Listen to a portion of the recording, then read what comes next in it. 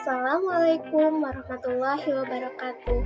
Halo adik-adik, apa kabarnya hari ini? Semoga kita dalam keadaan baik-baik saja ya. Perkenalkan, nama kakak Katera. Pada part pertama, Kak Umi sudah membahas mengenai persamaan kuadrat. Nah, pada part kedua ini, Katera akan membahas mengenai fungsi kuadrat. Yuk kita simak videonya sama-sama.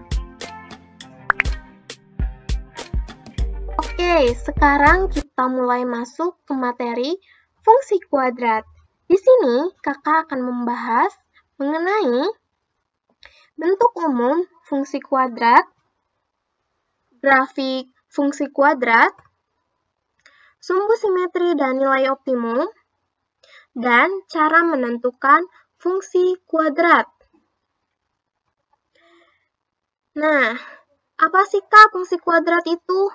Fungsi kuadrat adalah fungsi yang relasinya merupakan relasi kuadrat, di mana bentuk umum fungsi kuadrat adalah f(x) sama dengan ax kuadrat ditambah bx ditambah c, di mana f(x) adalah nilai yang dihasilkan oleh fungsi dan x adalah nilai yang dimasukkan ke dalam fungsi.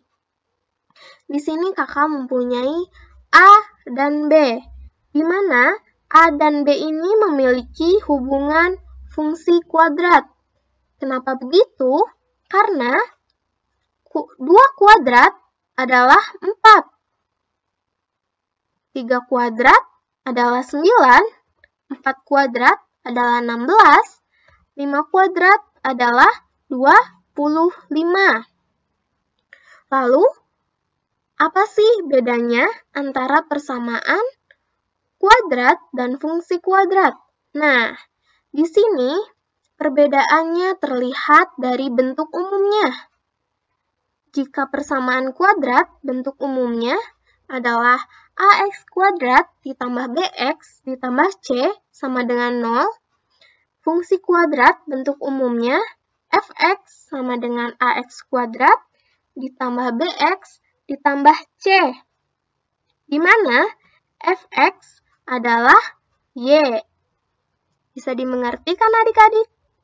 Kita lanjut ya. Sekarang bentuk lain dari fungsi kuadrat. Nah, pada umumnya, kan tadi fungsi kuadrat itu fx sama dengan ax kuadrat ditambah bx ditambah c. Nah, sekarang kita bahas mengenai bentuk lain. Yang pertama, fx sama dengan ax kuadrat, di mana b dan c-nya sama dengan 0. Nah, bentuk ax kuadrat ini masih bisa dikatakan sebagai fungsi kuadrat. Contohnya, fx sama dengan 4x kuadrat. Sini juga ada contohnya lagi, y sama dengan x kuadrat. Bentuk yang kedua, fx sama dengan ax kuadrat ditambah bx, di mana c-nya sama dengan 0. Contoh, di sini kakak mempunyai fungsi fx sama dengan 2x kuadrat plus 2x. Lalu ada y sama dengan x kuadrat dikurangi 2x. Lalu yang ketiga, fx sama dengan ax kuadrat ditambah c. Contohnya, fx sama dengan x kuadrat ditambah 1. Lalu ada y sama dengan 2x kuadrat ditambah 3. Nah, lalu bagaimanakah jika A-nya sama dengan 0?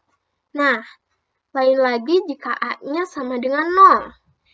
Itu berarti bentuknya bukan dari fungsi kuadrat. Kenapa? Karena pangkat 2 yang menandakan fungsi kuadrat itu menjadi hilang karena A-nya sama dengan 0. Oleh sebab itu, fungsinya bukan lagi fungsi kuadrat. Mengerti ya? Sampai di sini, kita lanjutkan. Nah, di sini ada contoh soal. Diketahui, fungsi f(x) sama dengan x kuadrat ditambah 3x dikurangi negatif 10. Nah, ditanyakan, hitunglah A. Nilai dari f negatif 1 dan B. Bayangan untuk x sama dengan 3. Penyelesaian. Nah, yang A ini kita tulis terlebih dahulu fungsinya ya. Lalu kita masukkan x-nya negatif 1. Nah, negatif 1 kali negatif 1 adalah 1. 3 kali negatif 1 adalah negatif 3. Lalu ini dikurangi 10. Hasilnya adalah negatif 12. Lalu yang B, berarti ini x-nya sama dengan 3. Kita masukkan. 3 kali 3 adalah 9. 3 kuadrat ya. 3 kali 3 adalah 9. Lalu ini, ada 3 kali 3 lagi, 9. Kurangi 10, hasilnya adalah 8. Lanjut. Sekarang kita ke bagian 2, yaitu grafik fungsi kuadrat. Di sini ada bentuk umum grafik fungsi kuadrat. Jika A positif, maka grafik akan terbuka ke atas. Nah, seperti ini ya, terbuka ke atas. Dan jika A negatif, maka grafik akan terbuka ke bawah. Seperti ini. Kita lanjut. Nah, di sini kakak mempunyai contoh soal. Gambarlah grafik fungsi Y sama dengan x kuadrat negatif 2x dikurangi 3. Di sini sudah diketahui x dan y-nya. Nah, pada umumnya, contoh soal hanya diketahui x-nya. Lalu, bagaimana Kak cara mencari y-nya? Nah, pertama-tama kita tulis terlebih dahulu fungsinya, lalu kita masukkan x ini ke dalam fungsi, lalu kita hitung. Nah, terbukti ya, jika x-nya adalah negatif 2, maka y-nya sama dengan 5. Lalu, kita masukkan x-nya sama dengan negatif 1, maka y-nya sama dengan 0. Lanjut, x-nya kita masukkan 0, maka y-nya sama dengan negatif 3. Lanjut, kita masukkan x-nya 1, maka y-nya negatif 4. Kita lanjutkan, x-nya 2, maka y-nya adalah 0. Lanjut, kita masukkan x-nya sama dengan 3. Y-nya 5. Nah, jika sudah seperti ini, kita sudah mengetahui titik-titik untuk menggambar grafiknya ya. Lalu kita, di sini yang pertama, ada titik x-nya adalah negatif 2 dan y-nya adalah 5. Berarti negatif 2,5 yang pertama. Negatif 2 x-nya dan 5 y-nya. Berarti ke atas ya. Nah, di sini kira-kira titik pertemuannya. Lalu yang kedua, x-nya negatif 1 dan y-nya 0. Di sini. Ketiga, 0, negatif 3. Berarti di sini. Lalu, 1, negatif 4. Di sini berarti ya. Lalu, 2,0. Berarti yang 2 ini x-nya ya. Di sini. Lalu, 3,5. 3x-nya 5y. Nah, jika sudah seperti ini, kita tinggal sambungkan saja dari titik ini ke sini. Titiknya kita tinggal sambung-sambungkan saja.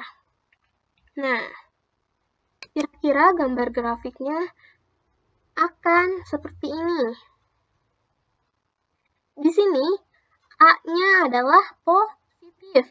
Jadi, grafiknya akan terbuka ke atas. Kita lanjut. Di sini ada peran koefisien fungsi kuadrat. Setiap koefisien pada fungsi f(x) sama dengan ax kuadrat ditambah bx ditambah c, yaitu a, b, dan c memiliki peran masing-masing yang menentukan posisi grafik pada bidang kartesius. Di sini ada peran koefisien a, di mana jika a positif, maka grafik akan terbuka ke atas.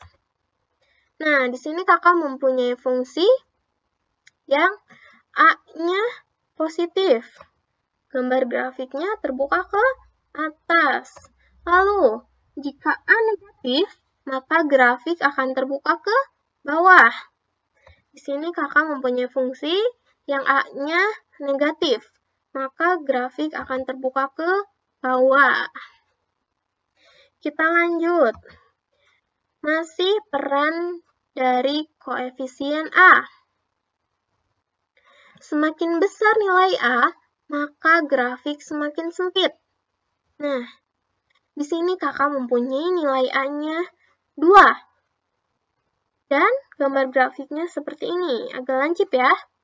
Nah, semakin kecil nilai A, maka grafik akan semakin lebar. Di sini kakak mempunyai fungsi yang nilai A-nya 1. Nah, antara nilai A1 dan A2, ini terlihat ya perbedaannya, lebih sempit yang nilai A-nya lebih besar. Kita lanjut. Di sini ada peran dari koefisien B. Jika tanda A dan B berbeda, maka titik puncak grafik berada di sebelah kanan sumbu Y. Nah, di sini kakak mempunyai fungsi yang nilai A dan B-nya mempunyai tanda berbeda, di mana A positif dan B-nya adalah negatif. Nah, titik puncak grafiknya berada di sebelah kanan sumbu Y. Sumbu Y yang mana sih, Kak? Nah, sumbu Y adalah sumbu yang ini ya, yang tegak lurus, yang vertikal. Lanjut. Jika tanda A dan B sama, maka titik puncak grafik berada di sebelah kiri sumbu Y. Di sini kakak mempunyai fungsi yang A dan B-nya bertanda sama, yaitu sama-sama positif. Maka grafiknya, titik puncak grafiknya akan berada di sebelah kiri sumbu Y. Kita lanjut. Sekarang peran dari koefisien C. Koefisien C akan menentukan di titik mana grafik akan memotong sumbu Y. Contoh, di sini kakak mempunyai fungsi yang koefisien C-nya bernilai negatif 3. Nah, di sini kakak mempunyai grafik. Gambar dari fungsi ini adalah seperti ini ya. Ini kemungkinan memotong di negatif 3. Nah, di sini ya. Lalu, Y sama dengan X kuadrat plus 2X plus 2. Di sini kakak mempunyai koefisien C-nya plus 2. Berarti di sini ya, grafik ini memotong sumbu Y pada titik plus 2. Terlihat kan? Di sini kan negatif. Ini di bawah sumbu X. Dan ini di atas sumbu X. Berarti Y-nya positif. Lanjut. Contoh 1. Di antara fungsi-fungsi berikut, manakah kurva fungsi yang terbuka ke atas? Ayo, mana? Kita memakai fungsi koefisien A, B, atau C ya. Betul, kita memakai peran koefisien A. Nah, di mana jika A positif, maka grafik akan terbuka ke atas. Dan jika A negatif, maka grafik akan terbuka ke bawah. Kita selidiki. Kan di sini kurva fungsi yang terbuka ke atas. Maka A-nya harus bernilai positif. Fungsi pertama, A-nya bernilai negatif. Berarti bukan ya. Fungsi kedua, A-nya bernilai negatif. Berarti ini juga akan terbuka ke bawah. Fungsi yang ketiga, A-nya bernilai positif nih. Berarti ini akan terbuka ke atas. Berarti fungsi 3 akan terbuka ke atas. Lalu fungsi keempat, A-nya positif. Maka ini juga akan terbuka ke atas ya grafiknya.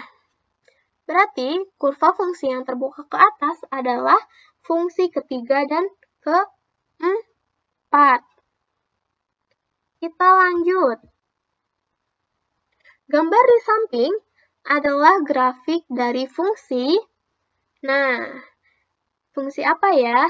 Nah, grafik ini terbuka ke bawah. Berarti nilai A-nya adalah negatif.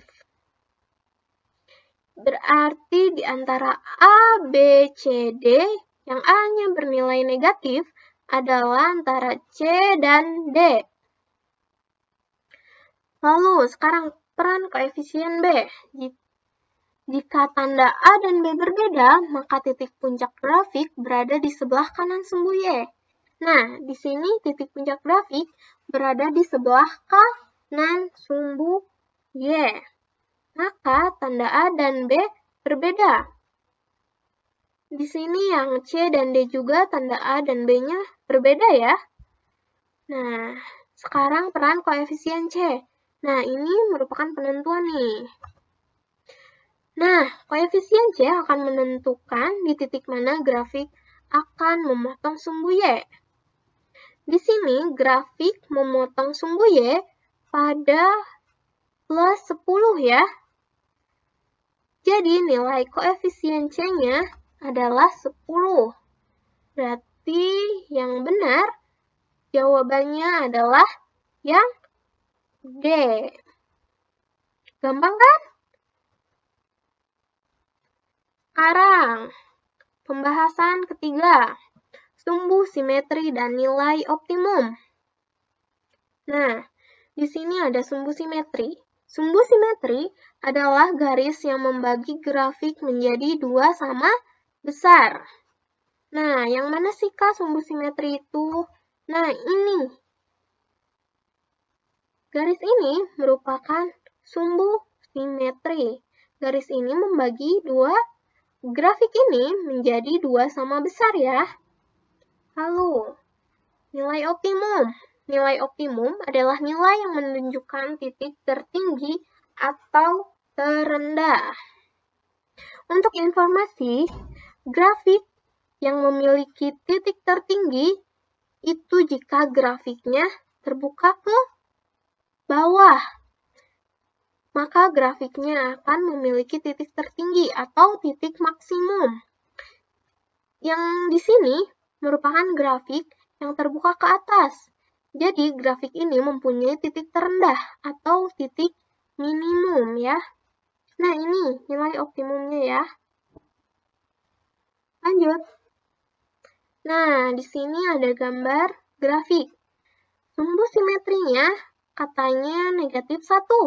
Dan nilai optimumnya katanya 5. Kita buktikan ya. Nah, sumbu simetri kan tadi adalah garis yang membagi grafik menjadi dua sama besar. Nah, ini tepat di negatif 1. Berarti ini pernyataan yang benar. Lalu, nilai optimum adalah nilai yang menunjukkan titik tertinggi atau terendah. Ini kan grafiknya terbuka ke bawah, jadi grafik ini mempunyai titik tertinggi atau titik maksimum di 5. Berarti ini pernyataan ini juga benar. Kita lanjut ya. Nah, sekarang rumus sumbu simetri dan nilai optimum. Nah, rumus untuk menentukan sumbu simetri dari grafik fungsi f(x) sama dengan ax kuadrat ditambah bx ditambah c adalah xp sama dengan negatif b per 2a, di mana xp di sini merupakan x puncak. Sedangkan untuk rumus menentukan nilai optimumnya adalah yp sama dengan negatif d per 4a. Yp di sini merupakan y puncak dan d di sini merupakan diskriminan. Nah, yp dan xp di sini akan membentuk koordinat titik puncak, di mana koordinat titik puncak ini adalah xp, yp. Di sini kakak mempunyai contoh soal. Nah, untuk fungsi negatif 2x kuadrat dikurangi 2x dikurangi 17, tentukan a. Apakah fungsi tersebut memiliki nilai maksimum atau minimum? B. Sumbu simetrinya. C. Nilai optimumnya. Dan D. Koordinat titik puncaknya. Pertama-tama, kita harus menentukan nilai A, B, dan C-nya terlebih dahulu. Di sini, nilai A-nya adalah negatif 2. Nilai B-nya adalah negatif 12. Dan nilai C-nya adalah negatif 17. Nah, penyelesaiannya. Yang A dulu ya. Apakah fungsi tersebut memiliki nilai maksimum atau minimum? Nah, kita sudah mengetahui ya, ini nilai A-nya adalah negatif. Jadi, kurvanya akan terbuka ke bawah. Jadi, grafik ini pasti akan memiliki nilai maksimum. Nah, jika A negatif, maka grafik akan terbuka ke bawah. Maka grafik memiliki nilai maksimum. Karena ini kan bentuknya. Nah, nilai maksimum. Untuk informasi nih, jika A positif, maka grafik terbuka ke atas. Dan grafik memiliki nilai minimum. Untuk kalian mengingat lagi ya, supaya tidak lupa. Nah, grafik terbuka ke bawah. Maka grafik ini memiliki nilai minimum. Nah, fungsi ini termasuk memiliki nilai maksimum. Karena A-nya negatif, maka grafik akan terbuka ke bawah dan grafik akan memiliki nilai maksimum. Yang B, ditanyakannya sumbu simetri, berarti kita memakai rumus XP, di mana XP ini sama dengan negatif D per 2A. Kita tinggal masukkan saja ya. Di mana B-nya adalah negatif 12, A-nya negatif 2. Nah, negatif kali negatif 12 adalah 12. 2 kali negatif 2 adalah negatif 4. 12 dibagi negatif 4 adalah negatif 3. Lalu, nilai optimum. Berarti kita memakai rumus yang ini ya, yang YP sama dengan negatif D per 4A, di mana D ini adalah diskriminan. Karena belum diketahui diskriminannya, kita hitung terlebih dahulu ya. Nah, rumus diskriminan adalah B kuadrat min 4AC. Kita tinggal masukkan ya. B-nya di sini adalah negatif 12. Dan A-nya negatif 2. C-nya negatif 17. Negatif 12 kuadrat. Hasilnya adalah 144 karena negatif 12 kali negatif 12 adalah positif 144. Lalu dikurangi 4 kali negatif 2 adalah berapa ayo? 8 ya. Negatif 4 kali negatif 2 adalah 8. 8 kali negatif 17 adalah negatif 136. Maka 144 dikurangi 136 sama dengan 8. Lalu kita masukkan, karena diskriminannya sudah diketahui, 8, langsung saja kita masukkan ke rumus. Kak, ini kenapa negatif? Ya, ini rumusnya adalah negatif D per 4A ya. Nah, lalu kita masukkan 2-nya di sini nih. 2-nya yang di sini kan negatif 2 ini kan A. Nah, negatif 8 per 4 kali negatif 2 adalah negatif 8. Sama dengan 1. Berarti nilai YP-nya 1. Lalu yang D, koordinat titik puncaknya. Tadi kita sudah belajar ya, koordinat titik puncak itu adalah XP, YP. Jadi kita tinggal tulis saja negatif 3,1. Gampang kan? Kita lanjut. Nah, di sini kita akan cara menentukan fungsi kuadrat. Yang pertama, jika diketahui titik potong dengan sumbu X dan titik lain. Jika suatu fungsi kuadrat melewati suatu titik X, Y, dan titik potong sumbu X-nya berada pada X1,0 dan X2,0, maka rumus untuk menentukan fungsi kuadrat adalah Fx sama dengan A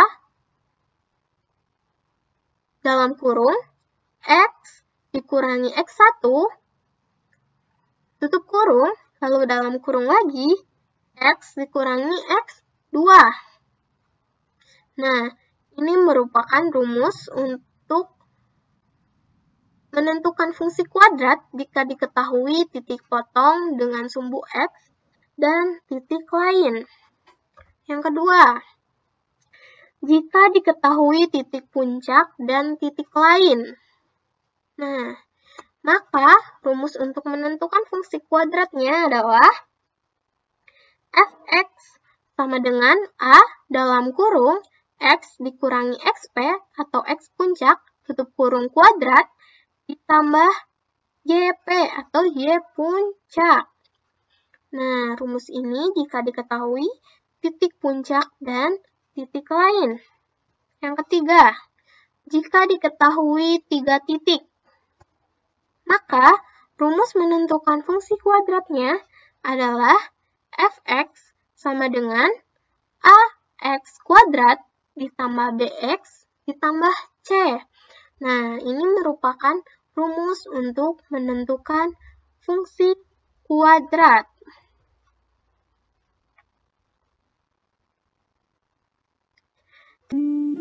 Bagaimana adik-adik? Matematika mudah kan? Sekian yang dapat Kak Tera sampaikan. Mohon maaf apabila masih banyak kekurangan. Wassalamualaikum warahmatullahi wabarakatuh. Sampai jumpa lagi.